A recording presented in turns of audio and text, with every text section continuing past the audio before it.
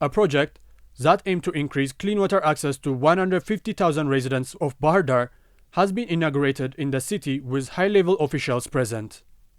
The $16 million project implemented by Japan's International Cooperation Agency under its water supply program aims to increase the water supply and decrease the number of people who contract waterborne diseases by constructing well points, pump stations, and pipelines. The newly inaugurated project included the drilling of 9 deep water wells, construction of water tankers with a capacity to hold 6.9 million liters of water, and installation of pipelines.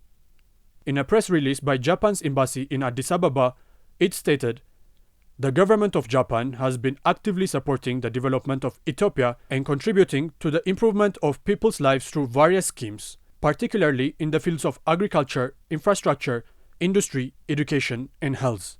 Japan will continue to support Ethiopia's development efforts through various Japanese assistance projects as well as through other modalities."